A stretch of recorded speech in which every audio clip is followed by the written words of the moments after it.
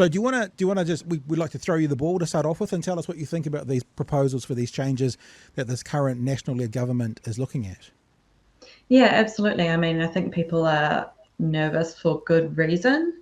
And obviously, changes can go either way. We could see changes in favour of workers, and the previous Labor-led government was looking at making changes to the Holidays Act, for example, but those things would have been improvements for our workers. And unfortunately, where we're headed with this new national-led government is certainly towards the deterioration of quite significantly important and fundamental work rights. You Such know, as? health and safety, for example. I mean, health and safety is something that, we're all kind of like grown at a little bit when we're the ones at work and we're being told to follow rules and things. But obviously, we recognize why we have those laws, why they're so important. And we have to remember that the origin of our current Health and Safety Act was actually out of the Pike River mine disaster. So 28 mine workers were killed in that awful disaster. And, we did a lot of work as a country to, review what happened and try and introduce stronger laws to prevent something like that from happening again. And that act's only been in place for 10 years. And I would argue that it's not even really fully embedded out there. There's still a lot of employers who haven't really caught up. And partly that's because WorkSafe has been quite ineffective, which is a whole nother thing. But now we've got a new government coming in saying, actually, this is all much too onerous. I was saying to my partner yesterday, he's a builder, it's much too onerous to make sure that you don't die on a construction site, honey. It's just. In fact, Brooke Van Velden said something, and I'm paraphrasing. She said something last night about the cost of having to keep, and I think she talked about people on building sites or working sites, kind of compliant with the law is becoming too much. And we read that as the cost of keeping people kind of equipped to the highest level of safety and good practice they want to get rid of. Now, if you follow that down the waterfall long enough, you get to unqualified people who are unsafe in the workspaces, which doesn't sound like a nice, safe place for the workers to be. Nah, and there's a lot of it out there. The law is designed to be like the minimum. You can do better than the law, and that's completely fine, but you shouldn't be doing any less than that.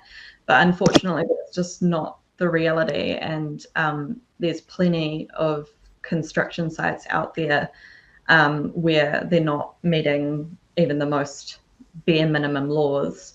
And other workplaces as well, obviously. Like, I don't want to just pick on construction, but we've got Sure. forestry, Yeah. fishing, all of these really high. Agriculture, I think, is probably even the most dangerous. Well, I was going to say, I mean, you were saying this law was, came off the back of the Pike River tragedy, but I mean, our record in workplace safety, even prior to that, was pretty appalling, to be honest. I mean, particularly in certain industries. So, yeah, I mean, this law was a long time coming. And I mean, are you getting an indication of this is one of many things they've mentioned? Are you getting any indication of where you think this government's looking at going with it?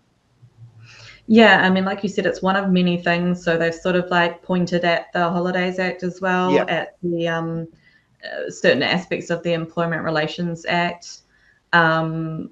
The contractors thing is a really, really big issue because it's kind of another area where we're still seeing a lot of law breaking going on. Like, this is the misclassification of workers, as we try to refer to it as, is actually rife.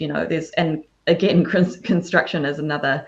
This is another instance where they're sort of not up to scratch. But I do a lot of work with Uber drivers, and Uber has swept all around the world, just kind of completely ignored domestic laws and all of the markets they operate.